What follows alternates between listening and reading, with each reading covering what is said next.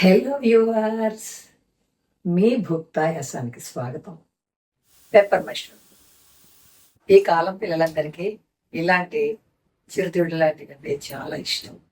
దీనికి ముందుగా ఇప్పుడు పొయ్యి పెట్టి అందులో చెంచా నూనె వేసి అందులో ధనియాలు, జీలకర్ర, ఎండుమిరపకాయలు, సోపు, మిరియాలు వేసుకొని ఎర్రగా వేయించుకుని మిక్సీలో వేసి పౌడర్ చేసుకోవాలి. కరివేపాకుని కడుక్కుని దాన్ని బాగా ఆరబెట్టుకున్న కరివేపాకుని అదే మూకుట్లో వేసి కరకరా వేగే వరకు వేయించుకోవాలి. ఇప్పుడు ఇలా వేగిన కరివేపాకుని ఇందాకలా ఆడుకున్న పొడిలో వేసి మరొకసారి తిప్పాలి మిక్సీలో. ఆ తర్వాత అదే పొడిలో వెల్లుల్లిపాయలు కొంచెం ఎక్కువ వేసుకుంటే బాగుంటుంది. నేను ఒక 5 రెబ్బలు అది కూడా వేసుకొని మిక్సీలో తిప్పుకోవాలి.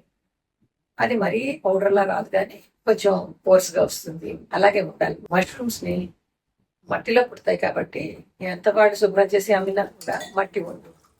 అందుకని బాగా 1-4 సార్లు కడుక్కొని ఒక్కొక్క మష్రూమ్ ని 2 ముక్కలుగా చేసి పక్కన పెట్టుకోవాలి.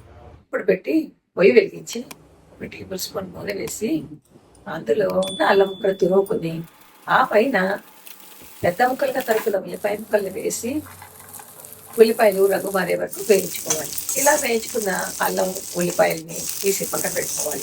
ఇప్పుడు అదే మూకుడులో తరుపున మష్రూమ్స్ వేసి వేయించాలి.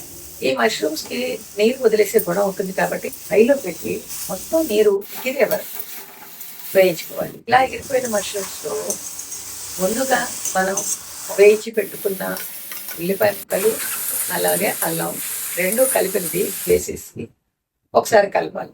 కలిపాక ఇప్పుడు అందులో తగినంత వేసుకుని ముందుగా ఆడిపెట్టుకున్న కరివేపాకు పొడి వేసి ఆ పైన కావాలనుకుంటే చిన్న కారం కూడా వేసుకోవచ్చు.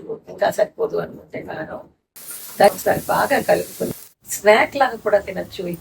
ఒకసారి మీరు కూడా ఇది ట్రై చేసి కామెంట్ రూపంలో ఎలా ఉందో నాకు తెలియజేయండి. Thank you.